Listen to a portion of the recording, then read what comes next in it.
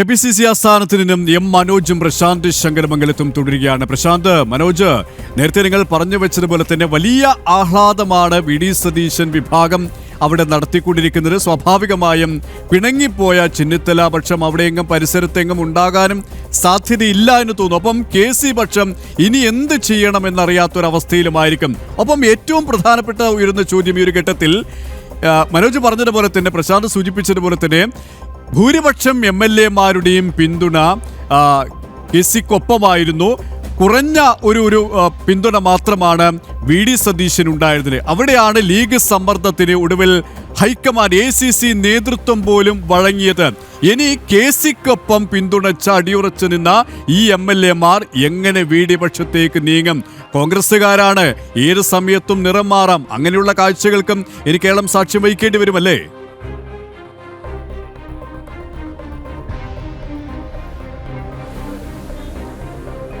അതായത് KP തുടക്കം മുതൽ തന്നെ ഇതിലൊരു ഭൂരിപക്ഷം ഉണ്ടായിരുന്നത് അതായത് KCക്ക് അനുകൂലമായിട്ടായിരുന്നു.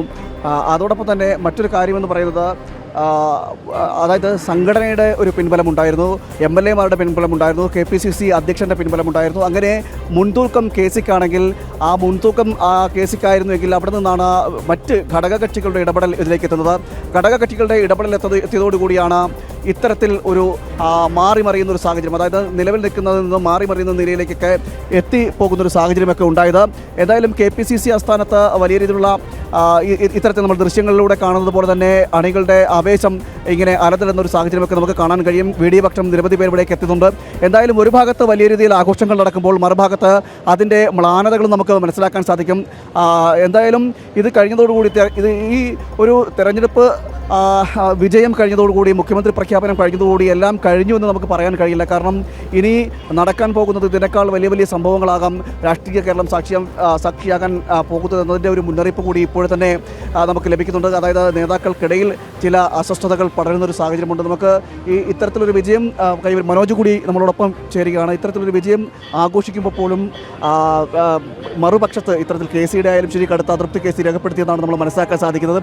അതോടൊപ്പം തന്നെ രമേശ് ചെന്നിത്തലയുടെ ഭാഗത്തും ഇത്തരത്തിലുള്ള അതൃപ്തികൾ പുകയുന്നൊരു സാഹചര്യമുണ്ട്. അദ്ദേഹവും രമേശ് ചെന്നിത്തലയും അതൃപ്തി രേഖപ്പെടുത്തിയായിട്ടുള്ള ഒരു സാഹചര്യമൊക്കെ നിലനിൽക്കുന്നു. എന്തായാലും ഭരണത്തിലേക്ക് പോകുമ്പോൾ ഇതെല്ലാം വലിയ രീതിയിൽ വെല്ലുവിളികളും സതീശന് വലിയ രീതിയിൽ വെല്ലുവിളി നിറഞ്ഞൊരു സാഹചര്യത്തിലേക്കൂടിയായിരിക്കും കടന്നു പോകുന്നത്, ഈ ഭരണത്തിലൂടെ കടന്നു പോകുന്നതല്ലേ? തീർച്ചയായും. അതായത് നേരത്തെ പ്രശാന്ത് പറഞ്ഞതുപോലെ തന്നെ KC എന്ന് പറയുന്നത് ഈ പാർട്ടിയുടെ, അതായത്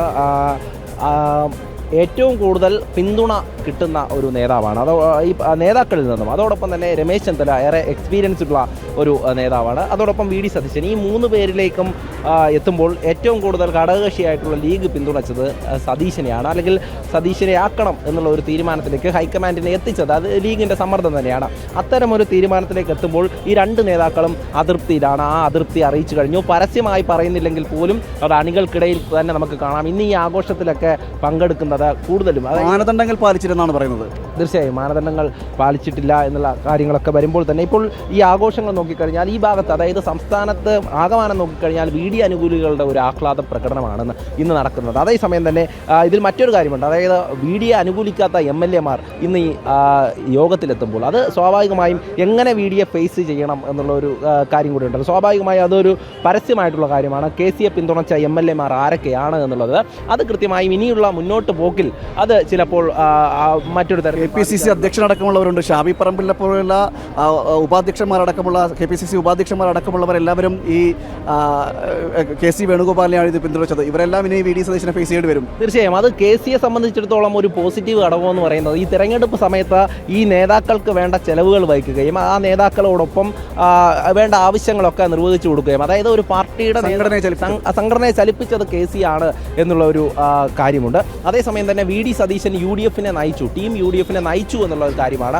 അതിനെ സംബന്ധിച്ചിടത്തോളം അണികൾക്ക് VD സതീശൻ വരണം എന്നുള്ള ആവശ്യമായിരുന്നു. അത് പരസ്യ പ്രകടനങ്ങളിലൂടെയൊക്കെ നടന്നിരുന്നു എന്നുള്ളതാണ്. ഏറ്റവും കൂടുതൽ നമ്മൾ നോക്കിക്കഴിഞ്ഞാൽ VD സതീശനായിട്ടുള്ള പ്രകടനങ്ങളാണ് ഈ സംസ്ഥാനത്ത് വലിയ തരത്തിലേക്ക് വന്നത്. എന്തായാലും KCയെ സംബന്ധിച്ചിടത്തോളം ഇത്രയും നാളൊന്ന് ചവിട്ടി പിടിച്ചു നോക്കി, പക്ഷേ അതിലേക്ക് എത്താൻ പറ്റിയില്ല എന്ന് പറയുന്നത് നമ്മൾ നോക്കിക്കഴിഞ്ഞാൽ അത് ഘടകകക്ഷികളുടെ ഇടപെടലാണ്.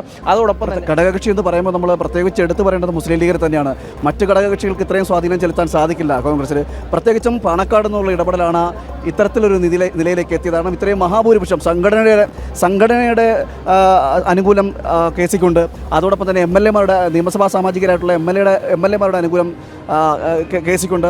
അങ്ങനെ ഇരിക്കെ മഹാഭൂരിപക്ഷം കെ സിക്കുണ്ടെന്നിരിക്കെ അവിടെ നിന്നെല്ലാം മാറി VD സതീശനിലേക്ക് ആ പേര് ഒറ്റപ്പേരിലേക്ക് എത്തുമ്പോൾ അതിൻ്റെ ഏറ്റവും പ്രധാന ഘടകമെന്ന് പറയുന്നത് നമ്മൾ നേരത്തെ സൂചിപ്പിച്ചതുപോലെ തന്നെ പാണക്കാട് നിന്നുള്ളതാണ്. തീർച്ചയായും അതായത് ഘടകകക്ഷികളെന്ന് നേരത്തെ പറഞ്ഞപ്പോൾ തന്നെ മുസ്ലിം ലീഗ് എന്ന് പറയുന്നത്, അതായത് കോൺഗ്രസിന് ഏറ്റവും കൂടുതൽ സീറ്റുകൾ അവരുടെ കൈവശം ഉണ്ടെങ്കിൽ പോലും ലീഗിൻ്റെ സീറ്റുകൾ എന്ന് പറയുന്നത് അവർക്ക് ഒരിക്കലും തന്നെ അവരെ മറികടക്കാനാകില്ല എന്നുള്ളതാണ്. അതായത് ലീഗിന് കുറച്ച് സീറ്റുകളെ ഉള്ളെങ്കിൽ പോലും ലീഗിൻ്റെ തീരുമാനത്തെ ഒരിക്കലും കോൺഗ്രസിന് മറികടക്കാൻ പറ്റില്ല. അതുകൊണ്ട് തന്നെ കോൺഗ്രസിന് കൂടുതൽ ലീഗിനോട് വഴക്കമുള്ള നേതാവ് ആരാണോ ആ നേതാവിനെ ഈ സംസ്ഥാനത്തിൻ്റെ ഭരണം ഏൽപ്പിക്കുക എന്നുള്ള ഒരു ലക്ഷ്യമാണ് ലീഗിനുള്ളത്. ലീഗിനെ സംബന്ധിച്ചിടത്തോളം അവർക്ക് പ്രധാനപ്പെട്ട വകുപ്പുകൾ വേണം. അതോടൊപ്പം തന്നെ പ്രധാനപ്പെട്ട ഇടപെടലുകൾ അത് മുഖ്യമന്ത്രി ആരാണോ അയാൾ വഴി നടപ്പിലാക്കണമെന്നുള്ളതാണ്. എന്തായാലും ആ തീരുമാനത്തിലേക്ക് കാര്യങ്ങൾ എത്തുമ്പോൾ നമുക്കത് മനസ്സിലാക്കാവുന്നതേ ഉള്ളൂ. സംസ്ഥാനത്തിൻ്റെ ഈ ഭരണതലത്തിലേക്കുള്ള പോക്ക് എങ്ങോട്ടാണ് എന്നുള്ളത്. UDF-നെ സംബന്ധിച്ചിടത്തോളം ഘടകകക്ഷികൾ എന്ന് പറയുന്നത് കഴിഞ്ഞ ദിവസം RSPക്ക് കയറ് പൊട്ടിക്കാൻ നിന്ന ഒരു സാഹചര്യമുണ്ട്. അതായത്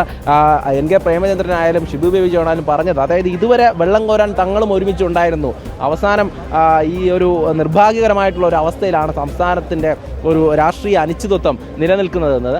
അതായത് RSPയെ പോലുള്ള ഘടകകക്ഷികൾ അതോടൊപ്പം തന്നെ മറ്റ് ഘടകകക്ഷികൾ ഇവരെല്ലാം പറയുന്നത് കഴിഞ്ഞ ദിവസങ്ങളൊക്കെ ആയി തന്നെ ഒരു മുഖ്യമന്ത്രി എന്നുള്ളത് അവരാരും പേര് പറയുന്നില്ല, തങ്ങൾ പ്രത്യേകിച്ച് ആരുടെയും പേര് മുന്നോട്ട് വയ്ക്കുന്നില്ല. പക്ഷേ ലീഗ് കൃത്യമായും ഒരു പേര് മുന്നോട്ട് വെച്ചിട്ടുണ്ട്.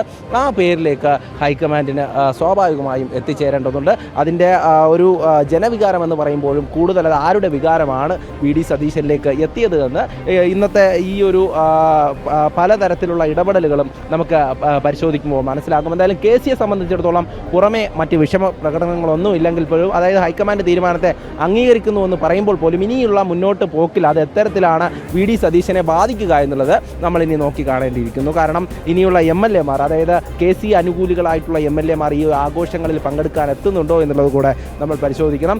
അതോടൊപ്പം തന്നെ അവരെ എങ്ങനെയാണ് ഇനി VD മുന്നോട്ട് പോകുമ്പോൾ എങ്ങനെയാണ് അവരെ പരിഗണിക്കുക, അല്ലെങ്കിൽ അവരോടുള്ള ഇടപെടൽ എങ്ങനെയാണ് നടത്തുക എന്നുള്ളതും കൂടെ നമ്മൾ സ്വാഭാവികമായും പരിശോധിക്കണം. എന്തായാലും ഇനിയുള്ള കേരളത്തിൻ്റെ 5 വർഷക്കാലം നമുക്ക് നോക്കിക്കാണേണ്ടത് ഈ കേരളത്തിൻ്റെ പോക്ക് എങ്ങോട്ടായിരിക്കും എന്നുള്ളതാണ്. അതായത് പ്രധാനപ്പെട്ട വകുപ്പുകൾ ഇപ്പോൾ ലീഗിനെ പോലെയുള്ള സംഘടനകൾക്ക്, രാഷ്ട്രീയ പാർട്ടികൾക്ക് കൈകാര്യം ചെയ്യാൻ വേണ്ടി നൽകുമ്പോൾ നമുക്കറിയാം മുൻകാലഘട്ടത്തിലൊക്കെ വിദ്യാഭ്യാസ വകുപ്പ് പോലെയുള്ള പ്രധാനപ്പെട്ട വകുപ്പുകൾ കൈകാര്യം ചെയ്തിരുന്നു. അവിടെ എന്തുമാത്രം പ്രശ്നങ്ങളുണ്ടായി, വിദ്യാർത്ഥികൾ അനുഭവിക്കേണ്ടി വന്ന പ്രശ്നങ്ങൾ, അതോടൊപ്പം തന്നെ ആ മേഖലയാകെ അനുഭവിക്കേണ്ടി വന്ന ഒരുപാട് പ്രശ്നങ്ങളുണ്ട്. ഇനി എങ്ങോട്ടാണ് ഈ പ്രധാനപ്പെട്ട വകുപ്പുകൾ കൈമാറ്റം ചെയ്യുമ്പോഴുള്ള പോക്ക് എന്നുള്ളത് കൂടെ പരിശോധിക്കണം. അതോടൊപ്പം തന്നെ മറ്റൊരു കാര്യം, ഇനിയുള്ള മന്ത്രിമാർ, അതായത് ആരൊക്കെയാകും മന്ത്രിമാർ അല്ലെങ്കിൽ ഘടകകക്ഷികൾക്ക് മന്ത്രിസ്ഥാനം നൽകുമ്പോൾ നമുക്ക് പരിശോധിക്കുമ്പോൾ തന്നെ മനസ്സിലാകും.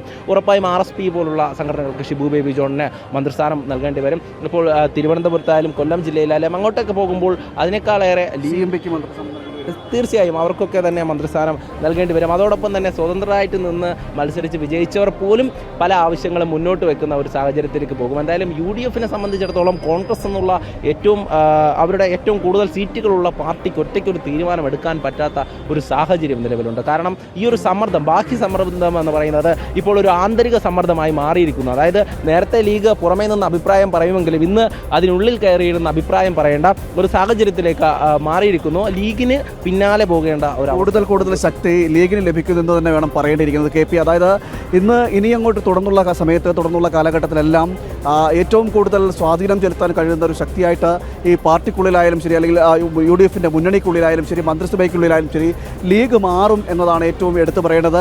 അതുകൊണ്ട് തന്നെ ഈ ഏറ്റവും VD-യെ സംബന്ധിച്ചിടത്തോളം VD-ക്ക് അനുകൂലമായിട്ടൊരു ഘടകമെടുത്തത്, ബാക്കിയുള്ള VD-ക്ക് ഒപ്പം നിന്നവരടക്കം മന്ത്രിസഭയിലുണ്ടായ മറ്റ് MLA-മാരടക്കമുള്ളവർ ഇത്തരത്തിൽ KC-ക്ക് അനുകൂലമായിട്ടൊരു നിലപാടെടുത്തപ്പോൾ, മാത്രമല്ല KPCC അധ്യക്ഷനായിക്കോട്ടെ ഷാബി പറമ്പിൽ അടക്കമുള്ളവർ ഇത്തരത്തിലൊരു നിലപാടെടുത്തപ്പോൾ VD-ക്ക് വേണ്ടി വാദിച്ചതും VD-ക്ക് വേണ്ടി നിലകൊണ്ടതും അത് ലീഗാണ്. ലീഗിന്റെ വലിയ സമ്മർദ്ദം, നിങ്ങൾ പറഞ്ഞതുപോലെ തന്നെയാണ് VD-ക്ക് വേണ്ടി എല്ലാ തരത്തിലും സമ്മർദ്ദം ശക്തമാക്കിയതും നിലകൊണ്ടതും ലീഗ് നേതൃത്വം തന്നെയാണ്. ലീഗിന്റെ പച്ചക്കൊടിക്ക് വഴങ്ങിയിരിക്കുകയാണ്, അല്ലെങ്കിൽ ലീഗ് നേതൃത്വത്തിന്റെ സമ്മർദ്ദത്തിന് കീഴടങ്ങിയിരിക്കുകയാണ് ACC നേതൃത്വം എന്ന് പറയേണ്ടിയിരിക്കുന്നു.